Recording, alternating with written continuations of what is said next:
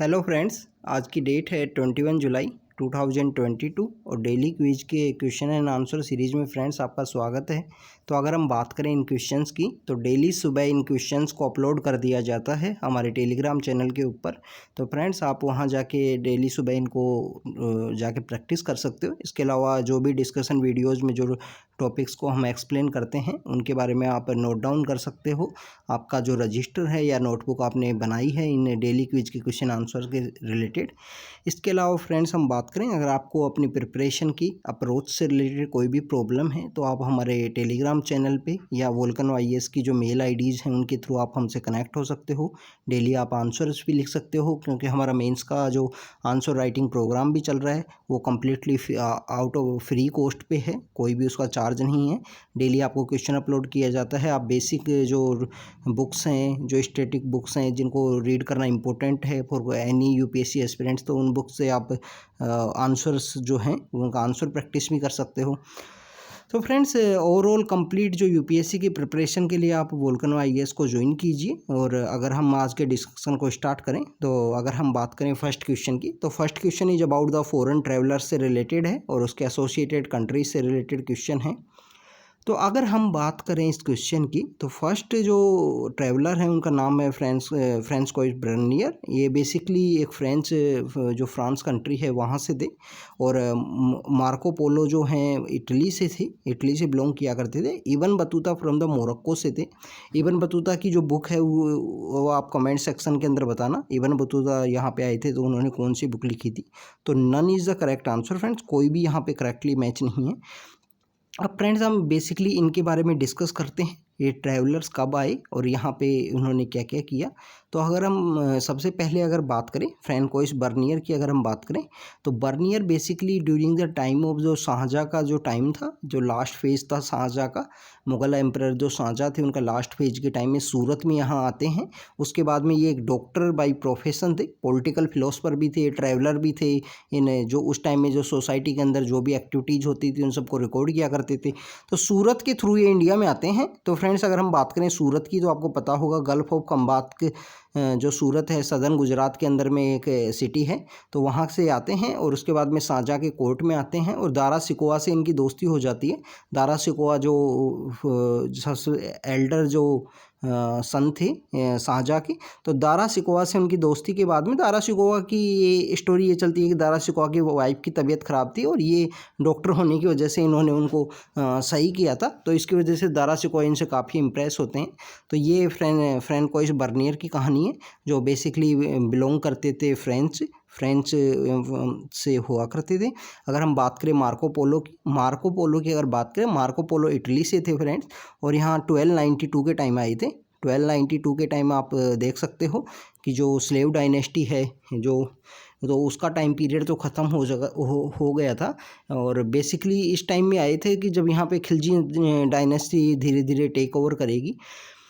अगर हम बात करें मार्को पोलो की, तो मार्को पोलो यहाँ पे जो इंडिया में जो आए थे वो तंजौर के एरिया से आए थे। उस टाइम में वहाँ पे तंजौर का एरिया देखा। इसके अलावा जो काकतिया डायनेस्टी है, काकतिया डायनेस्टी की रानी रुद्रमा देवी उस टाइम में क्वीन हुआ करती थी। तो काकतिया डायनेस्टी के जो क्वीन रानी रुद्रमा देवी के समय में ये आए थे। अगर हम बात करें रानी रुद्रमा देवी की या काकतिया डायनेस्टी की, तो काकतिया डायनेस्टी जो सदर्न इंडिया है वहाँ पे आज का प्रेजेंट जो आंध्र प्रदेश या तेलंगाना का एरिया है वहाँ पे रूल किया करती थी। उनकी अगर हम कैपिटल की बात करें तो वारंगल उनकी कैपिटल हुआ करती थी। और अगर फेमस किंग्स की अगर हम बात करें, प्रताप रुद्रा, गणपति देवा, उसके बाद में रानी रुद्रमा देवी। तो फ्रेंड्स वो शो करता है कि रानी रुद्रमा देवी यहाँ पे रूल किए हैं। रानी रुद्रमा देवी से जस्ट पहले जो स्लेव डायनेस्टी के अंदर भी एक जो क्वीन है वो हुआ करते थे। रजिया सुल्तान के टाइम पीरियड है, रजिया सुल्तान ने भी दिल्ली की सल्तनत पे रूल किया था। 1235 से लेकर 40 तक इन्होंने रूल किया था। अल्तुनिया और इनका जो काफ़ी एक न्यूज़ के अंदर रहता है। अगर आप जो मेडिवल हिस्ट्री को पढ़ोगे तो आपको इसमें काफ़ी इंटरेस्टिंग है कैसे नोबल्स ने इनको डिफीट किया। वो जो टाइम पीरियड था रजिया सुल्तान ने कैसे जो टेक ओवर किया। उस टाइम में जो क्वीन को जो बेसिकली लेडीज़ का जो स्टेटस था कि आप पर्दे के अंदर रहना है, और इन्होंने उस टाइम किंगडम को रूल किया, तो वो काफ़ी इंपॉर्टेंट था। या इसके अलावा अगर हम बात करें कि यहाँ पे मेंशन किया गया है कि रानी जो रुद्रमा देवी हैं उनके बारे में, इसके अलावा अगर फ्रेंड्स हम काकतीय डायनेस्टी की बात करें तो रिसेंटली भी ये न्यूज़ के अंदर है, रमप्पा टेम्पल जो है, रुद्रेश्वरा टेम्पल जिसको बोलते हैं। इसके अलावा जो कोहिनूर डायमंड जो है वो इन्हीं के टाइम माइन किया गया था। और एक लेक भी है वारंगल के अंदर में जो बेसिकली इनके टाइम में बनाई गई, जो इनका वाटर कंजर्वेशन की, वाटर रिजर्वेशन की टेक्निक्स को शो करता है।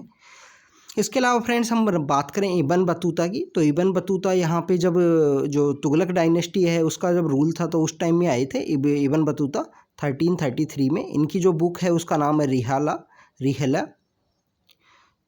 तो इनकी बुक का नाम है। और ये यहाँ पे 1333 के टाइम में आए थे। एमबीटी ने इनको, मोहम्मद बिन तुगलक ने इनको काफ़ी अच्छी पोजीशन दी थी यहाँ पे दिल्ली के अंदर में। इसके अलावा ये हाँसी एक सिटी है प्रेजेंटली इन द हरियाणा, वहाँ पे ये विजिट किए थे। और बाबा फरीद की जो सराइन है वहाँ पे भी ये विजिट करते हैं इब्न बतूता। इसके बाद में ये बांग्लादेश चले गए थे या और जो कंट्रीज वहाँ ट्रैवल करने के लिए चले गए थे। तो 1333 के टाइम इब्न बतूता इंडिया में आए थे। मार्को पोलो की अगर बात करें, Marco Polo at the time of Rani Rudrama Devi 1292 के टाइम उसी जो सदर्न इंडिया के एरिया में तंजौर, वारंगल वहाँ पे ट्रैवल करके गए थे। फ्रैंकोइस बर्नियर की बात करें तो 1658 का जो टाइम पीरियड था, जो war of succession between the जो 4 प्रिंसेस ऑफ द शाहजहाँ के टाइम जो चल रहा था, उस टाइम फ्रैंकोइस बर्नियर इंडिया में आए थे और ये फ्रांस से हुआ करते थे। तो फ्रेंड्स ये हमने ट्रैवलर्स के बारे में देखा। नेक्स्ट क्वेश्चन की तरफ चलते हैं। तो इस क्वेश्चन का जो आंसर है वो डी है। तो फ्रेंड्स नेक्स्ट क्वेश्चन की तरफ हम चलें। Next question is about the Shahjahan के बारे में है कि शाहजहाँ ने यहाँ पे कब रूल किया। तो शाहजहाँ वाज अगर हम शाहजहाँ के यहाँ टाइम पीरियड की बात देखें तो फ्रेंड्स शाहजहाँ का जो टाइम पीरियड है 1627 से लेकर 1658 तक है। ये 57 भी बोला करते हैं क्योंकि इनका जो 57 के टाइम ये बीमार गिरते हैं, इनका कुछ प्रॉब्लम होती है हेल्थ की। और इनके बाद में इनके जो 4 सन्स हैं वो कंटिन्यू फाइट करते हैं। उन्होंने 4 युद्ध लड़े थे। उनको अगर आप जब मेडिवल हिस्ट्री रीड करोगे तो आपको पता लगेगा कि 4 युद्ध इनके सन्स के बीच में, जिनको वॉर ऑफ सक्सेशन के बीच में जाना जाता है, बहादुरपुर, धर्मत, सामूगढ़ और देवराई का युद्ध है। इनके अगर 4 प्रिंसेस की बात करें, दारा सिकोवा जिसमें सबसे बड़े थे और शाहजहाँ के जो फेवरेट भी हुआ करते थे दारा सिकोवा। फिर उसके बाद में मुराद बख्श हैं, शाह शुजा हैं। शाह शुजा सेकंड नंबर पे थे, मुराद बख्श हैं, औरंगजेब भी हैं। औरंगजेब जब शाहजहाँ यहाँ पे रूल किया करते तो औरंगजेब वाज द गवर्नर, या जो गुजरात प्रोविंस है उसको उस टाइम में संभाला करते थे। इसके बाद में जब जैसे ही शाहजहाँ इल होते हैं, बीमार होते हैं, तो इनके जो 4 सन्स हैं इनके बीच में आपस में वॉर ऑफ सक्सेशन होता है। वॉर ऑफ सक्सेशन के बाद में 4 लड़ाइयाँ हैं, बहादुरपुर, धर्मत, सामूगढ़ और देवराई की जो लड़ाई है जिनको वॉर ऑफ सक्सेशन बोलते हैं, ये इनके टाइम में होती हैं। और इन जो 4 लड़ाइयाँ हैं इसके अंदर जो औरंगजेब हैं वो एक विनर के रूप में यहाँ पे विनर के रूप में साबित होते हैं उस लड़ाई में। और अगर हम शाहजहाँ के टाइम पीरियड की बात करें या इनके कंस्ट्रक्शन या इन्होंने क्या क्या एक्टिविटीज़ यहाँ पे की हैं उनकी बात करें, तो इनकी बेसिकली जो डेक्कन की जो पॉलिसी थी वो काफ़ी सक्सेसफुल थी। जो रेड फोर्ट का जो इलाका है, रेड फोर्ट की जो बिल्डिंग है वो शाहजहाँ के टाइम ही कंस्ट्रक्ट की गई थी। लाल किला जिसे बोलते हैं, जामा मस्जिद और पिकोक जो थ्रोन था वो इन्हीं के टाइम हुआ करता था। शाहजहाँ के टाइम जो पिकोक फोर्ट था, पिकोक का जो थ्रोन था जिनके ऊपर जो राजा बैठा करते थे, तो वो इन्हीं के टाइम यहाँ पे हुआ करता था।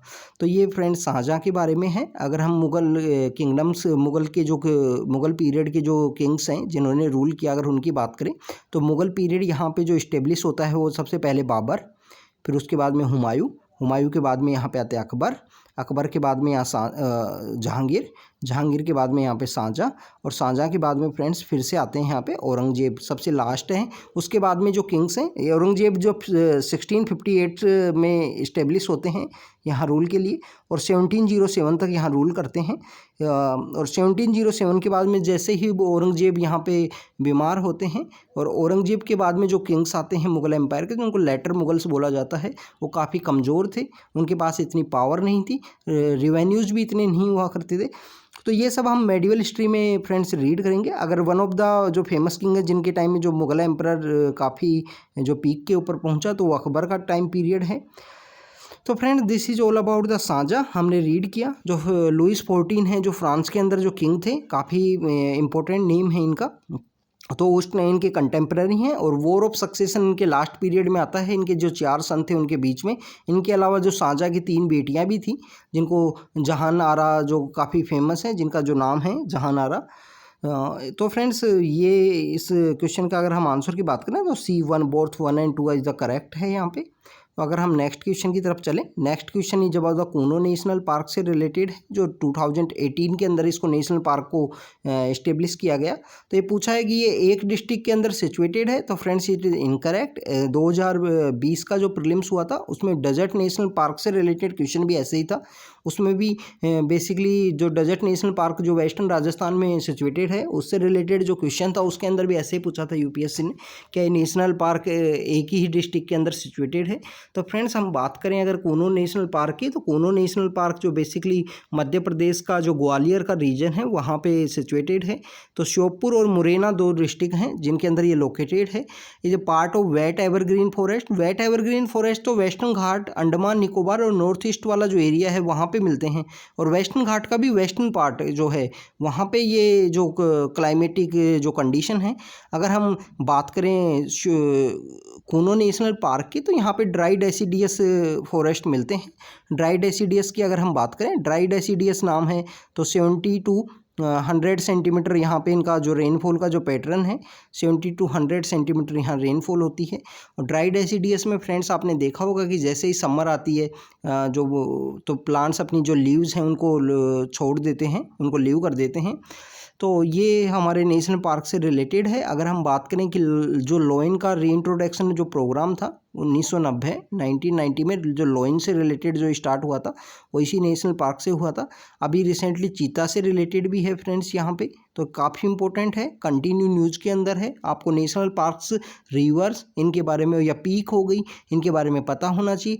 ये कुछ 3 to 4 क्वेश्चन होते हैं इन्हीं के ऊपर बेस में, और ये आपको अगर आते हैं तो आपका जो स्कोर है वो 3 to 4 अगर क्वेश्चन से इंप्रूव होता है तो 6 से 8 नंबर होते हैं फ्रेंड्स।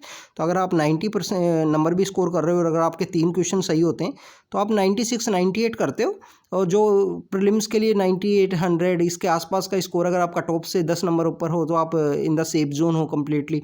और इसके अलावा अगर आप 3 क्वेश्चन सही करते हो तो आपके नेगेटिव के मार्क्स भी कम होते हैं, जो नेगेटिव की वजह से 3 क्वेश्चन की वजह से जो नंबर चले जाते हैं वो भी सही होते हैं। तो इस वजह से आपको ये जो बेसिक जो हाई स्कोरिंग टॉपिक्स हैं जो न्यूज़ के अंदर रहते हैं इन सब के बारे में पता होना चाहिए। इनकी नेशनल पार्क्स को अच्छे से रीड करो, कौन सी रिवर इससे निकलती है इनके बारे में भी आपको पता होना चाहिए। और ऐसे जो क्वेश्चंस हैं वो कंटिन्यू आते हैं फ्रेंड्स। 2013 से लेकर अगर आप अभी तक के प्रीवियस ईयर क्वेश्चन पेपर्स को देखोगे तो हर साल 1 या 2 क्वेश्चन हैं जो ऐसे फैक्ट बेस्ड क्वेश्चन है जो आ रहे हैं, तो आपको इन सब के बारे में पता होना चाहिए। तो फ्रेंड्स नेक्स्ट क्वेश्चन की अगर बात करें, next question is about the Asiatic cheetah से रिलेटेड है। IUCN स्टेटस इनका क्रिटिकल एंडेंजर्ड है, और अभी कम्प्लीटली जो एशियाटिक चीता है एशिया के अंदर ओनली ईरान है जहां पे इनकी पॉपुलेशन 40 या 50 के आसपास बची है। इंडिया के अंदर कम्प्लीटली एक्सटिंक्ट हो गई है इनकी पॉपुलेशन। अभी रिसेंटली इंडिया जो एक रीइंट्रोडक्शन का प्रोग्राम चला रही है कि कॉन्टिनेंटल रीइंट्रोडक्शन किया जाएगा, वहाँ से हम अफ्रीका से लेके आ रहे हैं। और अगर हम बात करें तो इनकी जो साइज़ है वो लार्जर नहीं होती अफ्रीका से, ओनली स्मॉलर होती है। तो 1 is the correct, A is the यहाँ पे करेक्ट है फ्रेंड्स। जो एशियाटिक चीता के बारे में है तो फ्रेंड्स आपको पता होना चाहिए, एशियाटिक लायन हो गए, एशियाटिक चीता हो गए, इसके अलावा हम बात करें एशियाटिक एलिफेंट हो गई, तो इनका जो कंपेरिजन है वो आपको पता होना चाहिए। अभी हमने 2-3 डेज बैक हमने जो टाइगर रेंज कंट्रीज हैं उनके बारे में भी रीड किया। तो फ्रेंड्स इन सब के बारे में अगर जब आप रीड करोगे तो आपको जो अंडरस्टैंडिंग है वो डे बाई डे ज़्यादा डेवलप होगी। अगर हम बात करें नेक्स्ट क्वेश्चन की, next question is about the free movement regime से रिलेटेड है। तो इंडिया और श्रीलंका के बीच में ऐसा कुछ भी नहीं है फ्रेंड्स। यहाँ पे जो है ये इंडिया और म्यांमार के बीच में है। People living in 16 kilometre area of Myanmar move through out the India. Through out the India वो नहीं मूव कर सकते, वो एक रेस्ट्रिक्शन है कि कुछ किलोमीटर तक मूव कर सकते हो। और ये बेसिकली इसलिए किया गया था कि वो उनका जो ओल्ड एज जो नागा ट्राइब रहती हैं वहाँ पे, तो नागा ट्राइब और वहाँ पे जो बॉर्डर के आसपास जो पुराने जो उनके कॉन्टैक्ट्स हैं उनको वेल इस्टेब्लिश करने से रिलेटेड था। अगर हम बात करें हमारे जो 4 स्टेट्स हैं जो कॉर्नर वाले, जो अरुणाचल प्रदेश है, नागालैंड है, मणिपुर है, मिजोरम है, तो उन सबको ये अलाउ किया गया है फ्री मूवमेंट रिजाइम। इसके अलावा इसमें पूछा गया है कि regime is a tool to connect world without passport and restriction. तो ये वर्ल्ड से कनेक्ट करने से रिलेटेड नहीं है, ओनली म्यांमार है। तो c is the correct answer friends, कि यहाँ पे मेंटेन ओल्ड एज जो टाइज हैं उनको मेंटेन करने से रिलेटेड है। तो इंडिया और म्यांमार के बीच में है फ्री मूवमेंट रिजाइम फ्रॉम, तो c is the correct answer. तो फ्रेंड्स आपको इसके अलावा हमने अभी 2-3 डेज बैक ये भी डिस्कस किया था, जो कि म्यांमार का एक जो स्टेट है, रखाइन स्टेट, जहाँ पे कंटिन्यू जो माइग्रेशन, रोहिंग्या जो मुस्लिम्स की जो माइग्रेशन की प्रॉब्लम चल रही है, उससे रिलेटेड भी हमने डिस्कस किया था। तो friend this is all about today discussion. अगर आपको कोई डाउट है, अगर आपको कोई प्रॉब्लम है रिगार्डिंग द यूपीएससी एग्जाम, किस टाइप से अप्रोच करना है, तो आप हमारा जो टेलीग्राम चैनल है उस पर कनेक्ट हो सकते हो। हमारे मेंटर्स से, हमारे जो गाइड करने के लिए आपको अगर गाइडेंस की ज़रूरत है तो आप हमको ज्वाइन कर सकते हो फ्रेंड्स। तो friends thank you very much.